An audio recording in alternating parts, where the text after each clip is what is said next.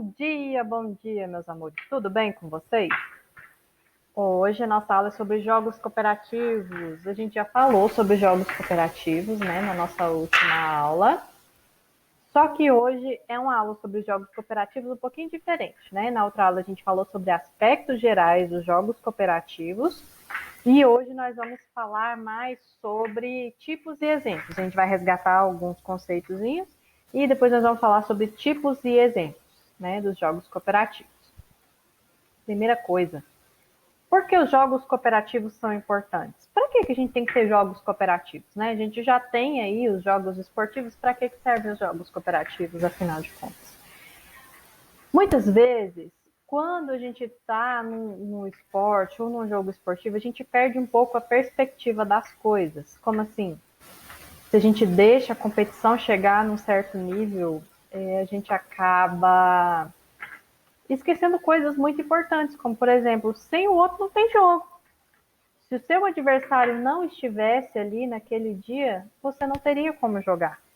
Então, acontecem muitas situações, por exemplo, de desrespeito, né? Entre times adversários, porque as pessoas perdem um pouco a perspectiva, né? Então, é necessário respeitar o time adversário, é necessário respeitar o espaço de jogo, é necessário sempre buscar esse equilíbrio. Então, gente, equilíbrio é uma palavra-chave quando se fala em jogos cooperativos em geral, atividades, né, em grupo em geral. Porque, lembrando, sem o outro não haveria jogo. Então, você saiu da sua casa naquele dia de competição, você encontrou com o seu time, está todo empolgado para acontecer aquele jogo, porque é uma coisa que você gosta de fazer, é uma atividade que você gosta de desenvolver, mas aí você teria a oportunidade de estar participando daquele jogo, de estar jogando, se o time adversário não estivesse lá? Não seria frustrante? Não é frustrante quando você ganha de WO, por exemplo? Então, a gente precisa sempre buscar esse equilíbrio entre cooperação e competição. Os dois aspectos existem em nossas vidas, né? A competição, ela é muito importante, ela está presente em todos os aspectos da nossa vida. Seja no esporte, seja, por exemplo, concorrendo a uma vaga de emprego, mas a gente precisa aprender a fazer isso de forma respeitosa e saudável. A gente precisa ter em mente, né, esse equilíbrio. Então, cooperação e competição, coloquei aqui para vocês, são aspectos inerentes dos esportes e dos jogos e da vida em si, né, de todos os aspectos da nossa vida. Cada jogo tem um grau de competição e de cooperação diferente. Por que eu falei isso? Vocês lembram lá quando a gente falou de esporte, jogos esportivos, jogos pré-esportivos? São todos conceitos que a gente falou que tem um grau maior de competição do que o outro, né? Então, assim, a gente tem que observar que são atividades diferentes e cada uma delas vai ter um grau ali de competição ou de cooperação, tá? Então, eu trouxe aqui para vocês uma fala da educadora Maria Montessori, que é referência em questão de educação no mundo todo. As pessoas educam para a competição e esse é o princípio de qualquer guerra. Quando educarmos para cooperarmos e sermos solidários uns com os outros, nesse dia estaremos a educar para a paz. Isso porque existe competição, existe cooperação em todos os aspectos da nossa vida, mas a gente não pode deixar a competição sobressair a um ponto de que a gente perca a perspectiva, né? A gente acabe criando conflitos desnecessários, né? A gente tem que ter em mente esse equilíbrio.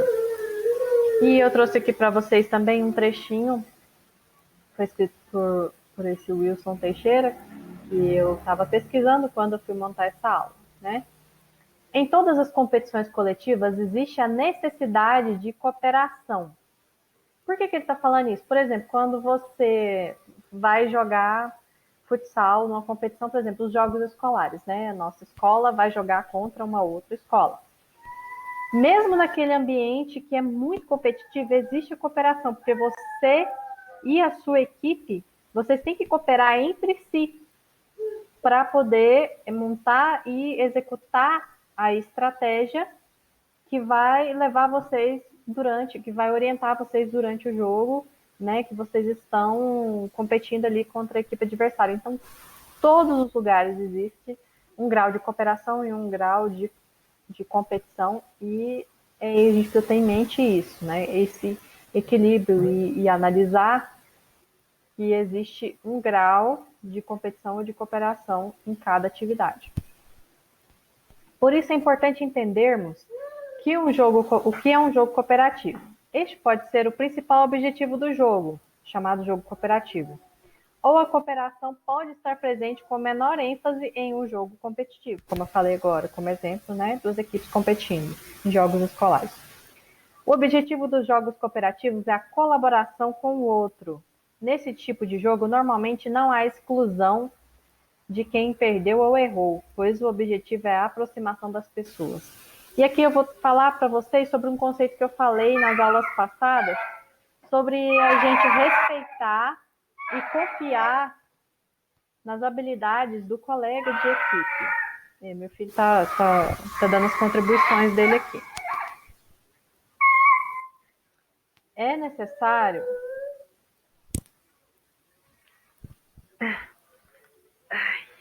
vamos lá.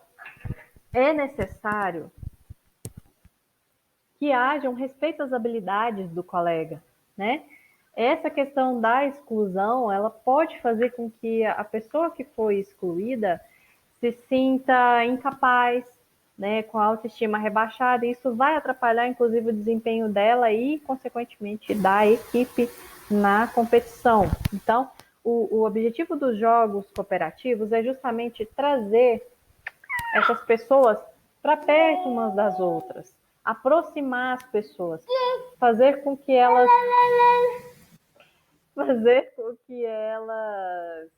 entendam que cada uma tem o seu papel. Então vamos lá. Temos 3 tipos aqui de jogos cooperativos. O primeiro tipo são os jogos cooperativos sem perdedores, onde a gente tem um objetivo e todas as pessoas que estão ali jogando vão se unir em prol de atingir aquele objetivo. Então a gente não tem ali 2 equipes competindo. A gente tem um grupo de pessoas unidas pensando em estratégias para atingir um objetivo em comum. Então aqui a gente não tem o quesito competitividade ou... não tem competitividade, né? A união e o divertimento do grupo são o foco do jogo. Então a gente tem um exemplo aqui. Os participantes se movimentam pelo espaço em que desenvolve a brincadeira, ou seja, tem ali uma quadra, por exemplo, e é o espaço onde vai ser desenvolvido o jogo, e existe uma pessoa que está ali propondo a atividade, né? Existe uma folha de jornal e as pessoas devem pisar em cima dessa folha de jornal, só que elas são retiradas uma a uma e os participantes devem cooperar para que todos tenham espaço na folha para pisar. Então, ali tem folhas de jornal espalhadas uma do lado da outra e as pessoas estão pisando em cima dessas folhas. Suponhamos que a gente tem ali 10 folhas de jornal espalhadas e o grupo todo está ali em cima. E uma a uma essas folhas vão sendo retiradas. Então tinha 10 folhas, tirou uma, ficou 9. As pessoas que estavam dentro da folha que foi retirada têm que passar para cima das folhas que ainda estão ali, até que ao final só fique uma folha de papel. Jogos cooperativos de inversão. São jogos em equipes, só que o resultado depende da participação e do esforço coletivo. Como assim? Existem duas equipes no jogo, porém o objetivo não é ganhar da outra equipe, né? O foco está na diversão e no trabalho em equipe. E o nível de competição é muito baixo. Quando eu falar o exemplo para vocês, vocês já vão entender. Então vamos lá, o exemplo. No jogo recreativo de futsal, sempre que um participante marcar um gol, ele vai passar a fazer parte da equipe adversária. Dessa forma, com o desenrolar do jogo, não se tem mais a formação inicial das equipes e, portanto, não há apenas uma equipe vencedora. Então, ali, a gente vai tendo essa mistura de jogadores durante o jogo. Então, o jogador fez um ponto, ele passa para a equipe que, vamos dizer assim, sofreu o ponto. E aqui a gente tem os jogos cooperativos de resultado coletivo. São jogos que envolvem equipes também, com o objetivo de desviar a atenção do resultado para o desenrolar do jogo propriamente dito. Então, naquele exemplo anterior, ainda tinham, por exemplo, a equipe A e a equipe B. A equipe A fez um ponto, né? Então tá 1-0 para a equipe A. Só que o jogador que fez o ponto foi para a equipe B, mas o placar continua. A equipe A ainda continua com 1-0 no placar, né? Aqui não. Aqui tem as duas equipes jogando, a diversão ao foco, há um baixo grau de competição. Vamos passar para o exemplo. E aqui, por exemplo, tem um jogo de voleibol. Toda vez que o jogador passar a bola para o campo contrário ao seu, ele muda de equipe. Então, vamos supor ali, a gente tem ali 6 jogadores de um lado, 6 jogadores do outro, beleza? Então, eu sou da equipe A. E aí, eu fiz a transferência da bola do meu campo para o campo da outra equipe. E aí, eu mandei a bola para o outro lado, mas eu também vou para o outro campo da outra equipe. Ou seja, há uma mistura constante dos participantes do jogo. E o objetivo é focado em não deixar a bola cair. Ou seja, aqui não vai ter nem placar, porque o objetivo é não deixar a bola cair, tá? Então é um jogo sem placar. É um jogo cujo objetivo é diversão e união dos participantes. Beleza, pessoal?